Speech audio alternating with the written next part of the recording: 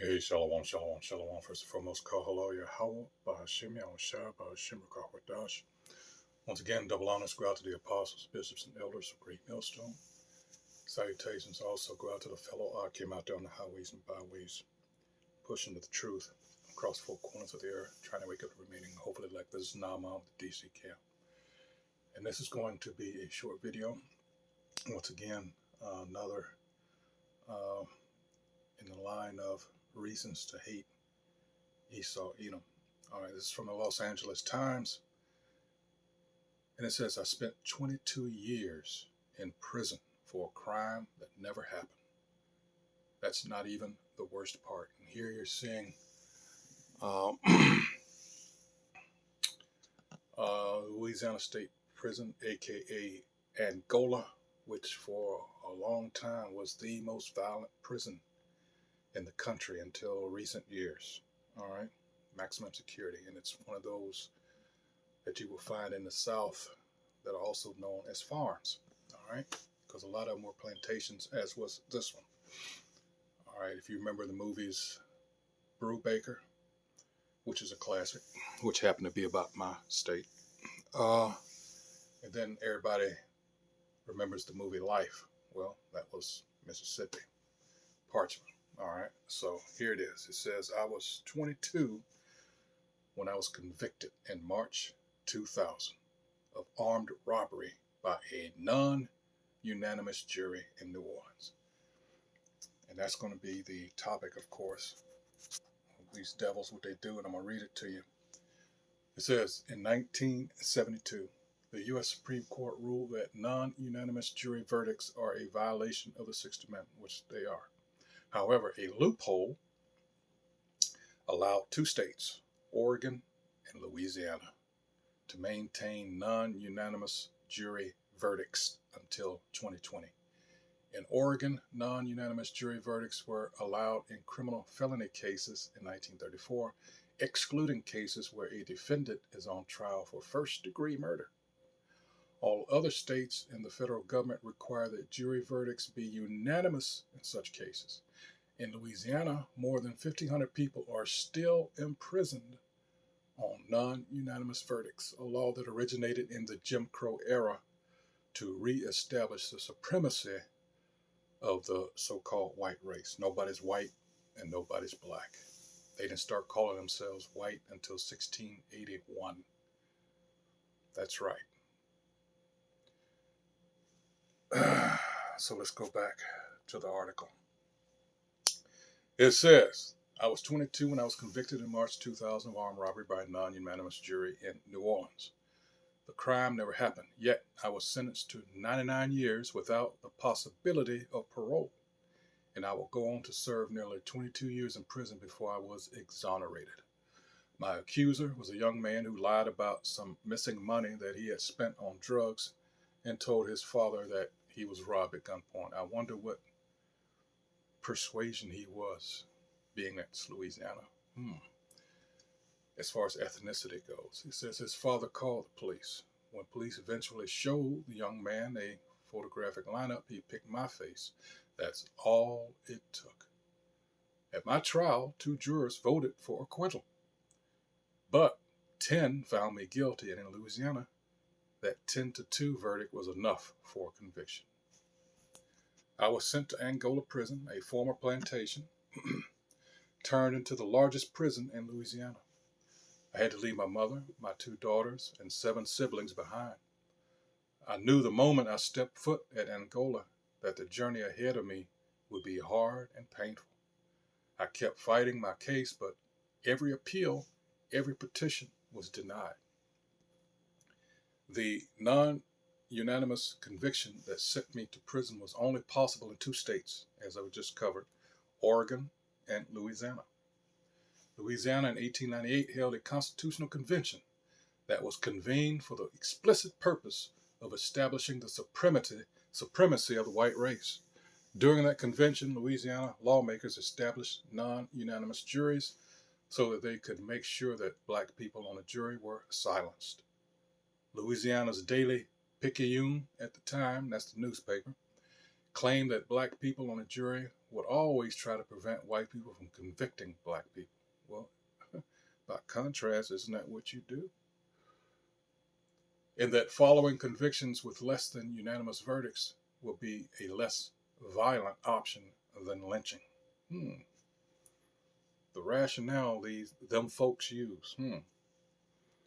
All right, continuing on, it says, and so for over a century, Louisiana's non-unanimous jury scheme, and that's what it was, a scheme, was enshrined in the Louisiana Constitution.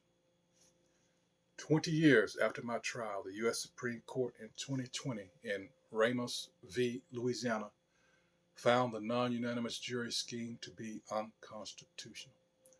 Justice Brett Kavanaugh declared that it was thoroughly racist in its origins and has continuing racially discriminatory effects. Well, you don't say. After that decision, the Promise of Justice Initiative, a criminal justice reform organization, filed a post-conviction relief application on my behalf, seeking that my conviction be overturned and I be given a new trial. Jason Williams, the Orleans Parish District Attorney, made it a promise of his campaign to look at all cases with people convicted by non-unanimous juries. Mine was one of them. I had worked out a plea deal and was preparing for release when I received a call informing me that the person who had accused me of the robbery all those years ago had come forward and confessed he had made the whole thing up. I was going to be exonerated. Now, here's the thing. In situations like that, but I know it's not going to happen because, like I said, what do you want to bargain that this motherfucker's ethnic persuasion is Caucasian? They ought to lock him up for filing a false report. But I doubt anything will come, you got to understand where you're at. All right. It says, continuing on, it says, I learned that the man who had identified me as his robber was a kid addicted to drugs who was too scared to tell his daddy he had spent his whole paycheck on drugs. The truth is, I didn't feel anger at him. What? That's Jake. That plantation Christianity gets him every time. He said he could have gone to his grave with his secret. I thanked him for finally coming forward. But I would not have been convicted with only 10 jurors voting to convict anyone else or anywhere else but in Louisiana and Oregon. Even before the Supreme Court declared non-unanimous juries unconstitutional, Louisiana voters agreed that non-unanimous juries were a Jim Crow relic and put an end to the scheme moving forward. Any conviction after January 1, 2019 in Louisiana had to be unanimous. But today, Louisiana remains as the only state where people who were convicted, now listen to this shit, remains the only state where people who were convicted by non-unanimous juries prior to 2019 remain incarcerated without a form of relief. So you're just going to leave them there and say, fuck it. They're not going to take any, what it appears is what he's saying here, they're not going to even take any. Well, let me continue reading. I want you to read and hear what they're saying here. It says, a year after the Ramos decision, the Supreme Court decided to leave it up to Louisiana and Oregon to decide what to do with people who were already sitting in prison with these unconstitutional convictions. Man, God. Yes. The Louisiana legislature has refused to take action. The Louisiana Supreme Court said it wasn't its job to decide and passed the question back to the legislature. District attorneys could use their power to review these cases and allow post-conviction deals, as D.A. Williams in Orleans Parish was willing to do in my case, but district attorneys in other parts of the state refused to do so and fight against any efforts for legislative action. And you got some of the idiots amongst our people that believe we's free, not understanding what actually happened with the so-called Emancipation Proclamation. It was just a transfer. You were transferred from private ownership You became wards of the government. That's all that happened. You were never free. This bullshit that they teach you in school, and hence the reason why they label all this critical race theory, because once you really truly look into all this crap that you were force fed in these schools, it's all lies, it's all propaganda, as people are finding out now. See, the thing behind this, and information and things of this nature keep popping up, and it's to the point where so much information is coming out, all right, proving that this America is just, it's a lie. It always has been. You still have people,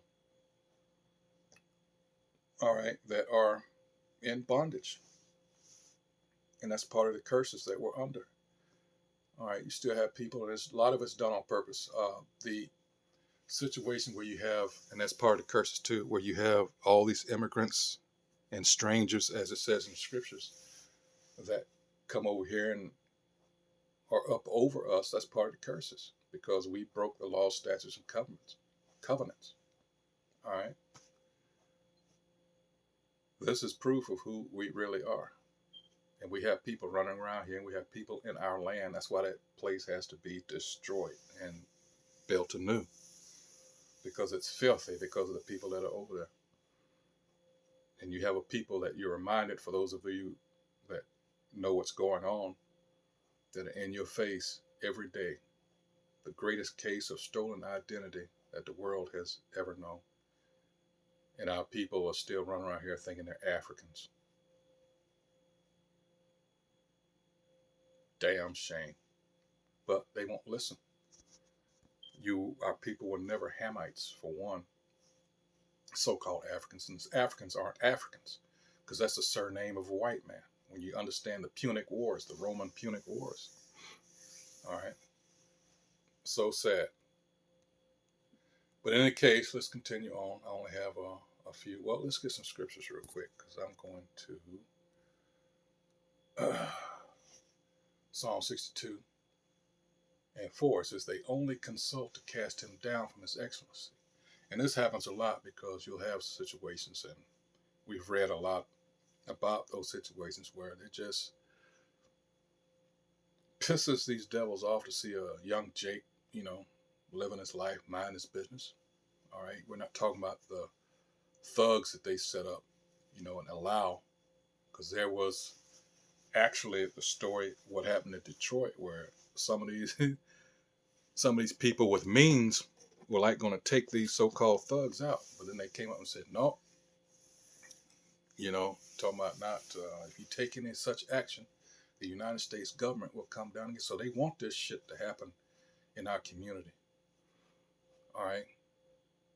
Letting the so-called black woman run wild, raising, she's the one that jumped on the feminist bandwagon with every excuse under the sun. But she did that.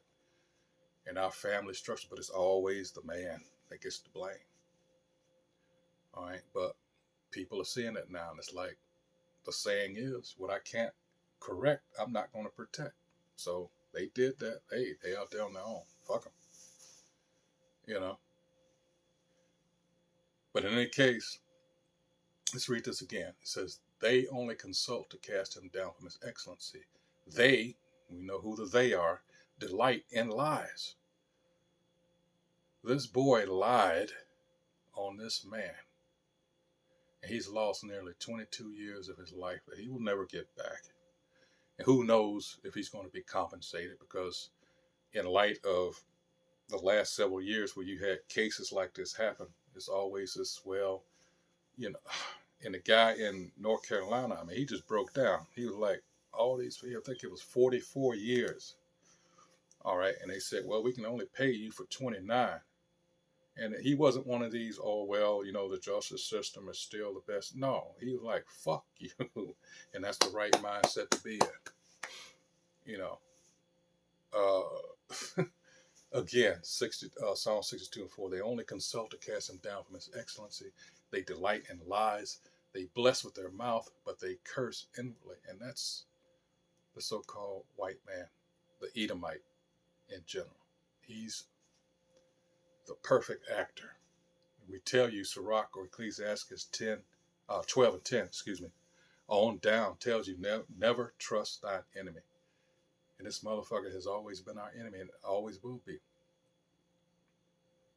Because it's just as simple as good versus evil, righteousness versus wickedness.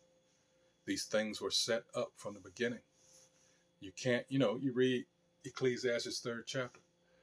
You can't have one without the other. That's the way this is set up.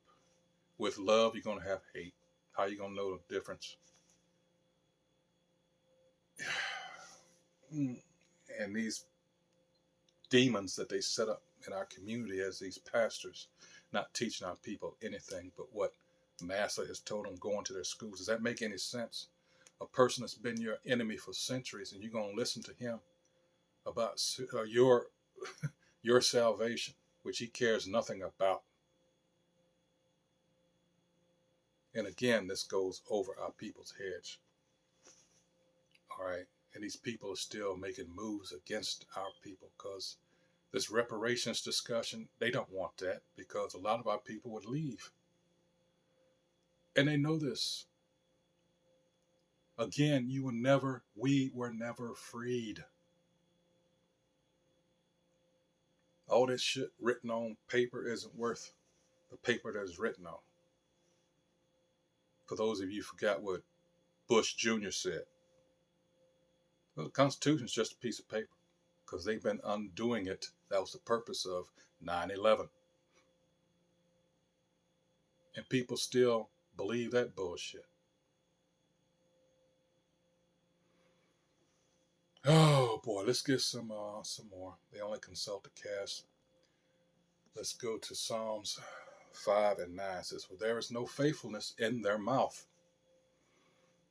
Their inward part is very wickedness." Who are we dealing with? The wicked. Malachi 1st chapter, verses 1 through 4. All right. "Their throat is an open sepulchre, or grave, tomb. They flatter with their tongue." All right. And again, this is something that, okay, when you understand what's going on here, these people are very good with their deceit. They are experts at it. Hell, they have agencies devoted to that. Like no other in the world. That's their part of their blessing. Along with the sword. All right, that's Genesis 27th chapter, verse 38 through 41. That was the blessing Isaac gave to these devils. All right. They always have the superior weapons. That's their blessing. You're not going to beat them that way. All right. Again, this is Psalms 5 and 9. "For there is no faithfulness in their mouth. Their inward part is very wickedness. Their throat is an open sepulchre. They flatter with their tongue." All right. And this is verse 10. "Destroy thou them, O Most High. Let them fall by their own counsels." And it's happening right in front of us. What does it say in Obadiah? I think it's verse 7 or is it 8? There's no more wise men in Timon. Let's get that real quick. Because a lot of the things that they had got away with in the past, they were so good at, people didn't discover it until decades after. But now, of course, with the advent of technology and everything, everybody's got a camera on their phone, etc. Things happen, people record it. People also in Psalm 64, I'll get to that. Verse 8, it says, because they tell on themselves also, and you have all these whistleblowers and things like that. So it's very difficult for them now. Let's see, I don't forget my let's see. Oh, no wonder I got the wrong chapter. Hold on. Oh, let's see. Here we go. Let's see. You know what? It says Edom will be humble. And that's who we're dealing with, the nation of it. That's the white man's biblical nationality. That's what he's tried to hide from the world. It's actually, when you translate into the Hebrew, Adawamium, as for Edomites, plural, is red. They're the red people. They are red, not the tribes of Gad and Reuben, the so-called Native Americans. No, these people are red. That's a curse. Their skin is translucent, so the blood shows through. All right, let's see. I'll start at 6. It says, how are the things of Esau searched out? How are his hidden things sought up? All the men of thy confederacy have brought thee even to the border. The men that were at peace with thee have deceived thee and prevailed against thee. And now you're seeing that with these other nations. They can't stand America. This has been going on for several years now. And you see, because, wait, things come out. And they find out that the people that America, that's supposed to be their friends and allies, have been screwing them over all the time. All right? And they're tired of it. And you're seeing it. What will happen with Germany, France, most recently found out that America was double dealing. Saudi Arabia, everybody's getting away from the petrodollar. So it's going to be eventually here. It's already inflation. It's going to be hyperinflation. And a lot of people here are going to starve, but they're not paying attention to that. They're paying attention to big booty Triesha, whoever the fuck her name is, down the block, not realizing what the fuck is really going on. All right. Again, verse 7, all the men of thy confederacy have brought thee even to the border. The men that were at peace with thee have deceived thee and prevailed against thee. They that eat thy bread have laid a wound under thee. There is none understanding in him. Shall I not in that day, said the Most High, even destroy the wise men out of Edom and understanding out of the mount of Esau? O thy mighty men, O Teman, shall be dismayed to the end that every one of the mount of Esau may be cut off by slaughter. And that's coming. All right. Because now we're dealing with all those people that were driven up into what is now Ukraine in the ancient times. And that area there that you hear in the news right now, all those, all that is the people that took our identity and they migrated west, that bottleneck between the Caspian and the Black Sea. You go up in there in the Caucasus Mountains, that's where those people were pushed up into because the other nations were tired of their BS. The same thing, like it says in Ecclesiastes 1:9, there's no new thing under the sun. That's the nature of the people that we're dealing with. There's been plenty of travelers, I'm trying to remember this Muslim trader that dealt with the Khazars in that region. And he said those were the most filthy people. And they were all warlike, and other nations used to rent them out, for soldiers and things like that. And they converted to what is known now as Judaism in the 8th century, try to clean them up. They're Kagan Bulan, all right? And that's the nature of the people that they're bringing over here and setting up in nice hotels and giving them condos off of your dime. But with the people that are downtrodden coming through the southern border, all right, they use that as a distraction, criminalizing them and all this. And those people coming here because of the policies in the past that you destabilize those people's countries. That's why they're so poor and everything.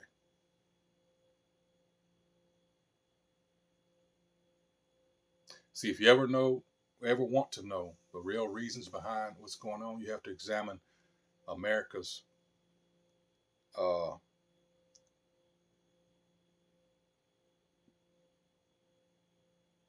what's the damn it, the policies with other nations. There's a term for it. It just left me.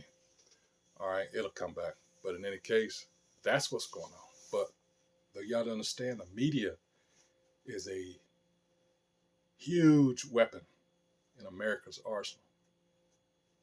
All right, and it just came through. For example, what's going on in Philly, in case you are unaware, All that's been in the news lately is those lootings.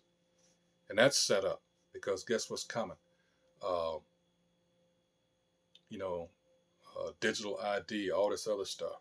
They're allowing these things to happen because they have an agenda to push, just like everything else. And it's going to be miserable here. But again, these are things that the average person is not going to even consider because they were all caught up in these stupid ass shows. But in any case, back to, I said I will get it. Hold on. This is Psalm 64 and 8. All right. And it says prayer for deliverance from secret enemies. All right. This is Psalm 68 and 4. 64 and 8. So they shall make their own tongue to fall upon themselves. All that see them shall flee away.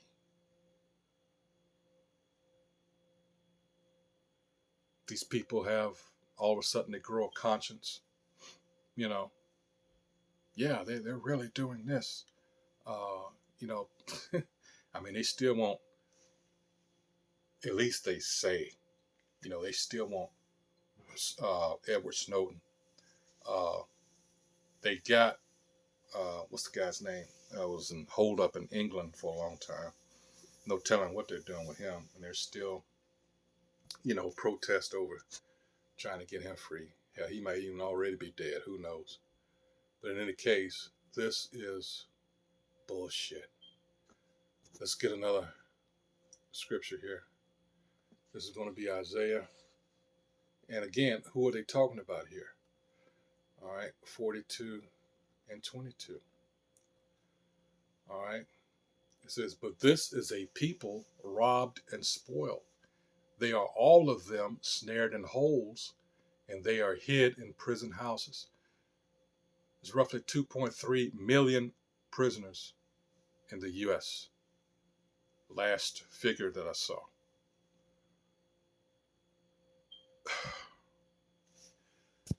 You don't believe me?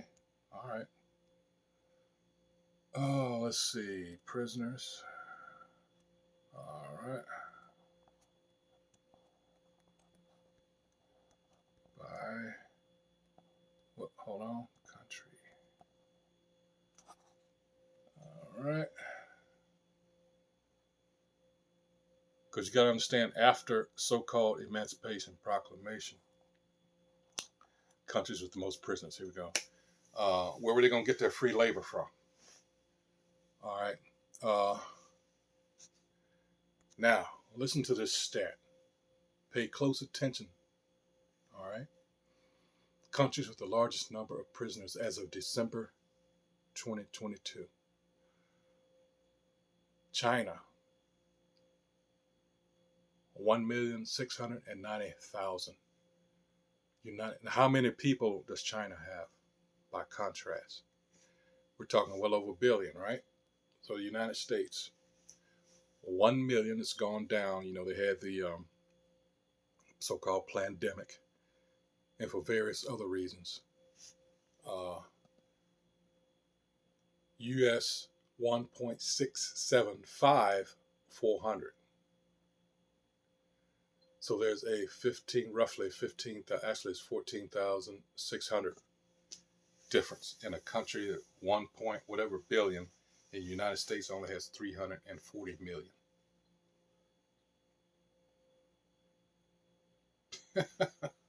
Let's see, expand statistics.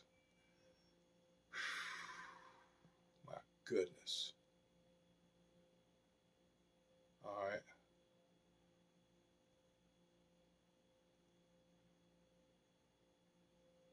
Let's see. It says the incarceration problem. The United States has an incredibly high number of incarcerated individuals.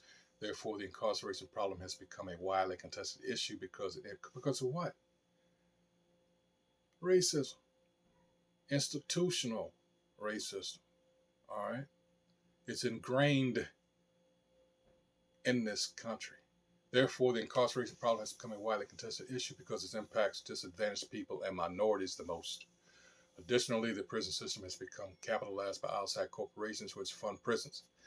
every year in Philadelphia, the acronym is, hold on,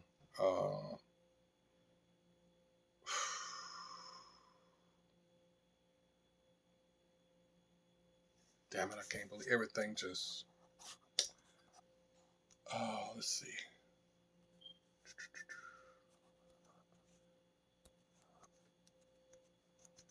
Just a second. Private prison. Let's see.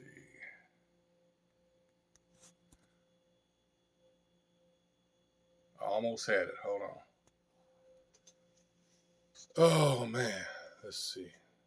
Global spread. United States. Hold on.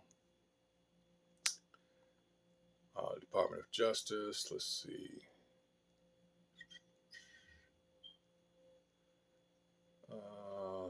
Yeah. Yeah, 13th Amendment. Damn it. Let's go on up to, what is the,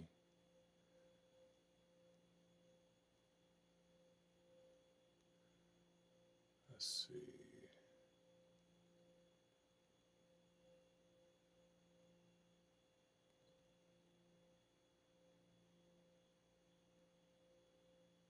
You know, the so-called war on drugs, but that was a war on our people. All right. And it even tells you this directly. You just have to know where to look. Damn it, I can't find that. Oh man, it's ALEC. That's right, ALEC, the American Legislative Exchange Council. Now it came to me. Damn it. So every year they meet in Philadelphia. All right. Got to keep these private prisons full because it's for profit. All right. So they'll make these BS laws just after they did, like they did in the after the Civil War. Jake didn't have a job. Guess what? Vagrancy. You go on the system. You know, hard labor. In most cases, you never came out. There's the sad story of Jake by the name of Green Cottingham. I believe he was trying to get to his wife. She was sick. And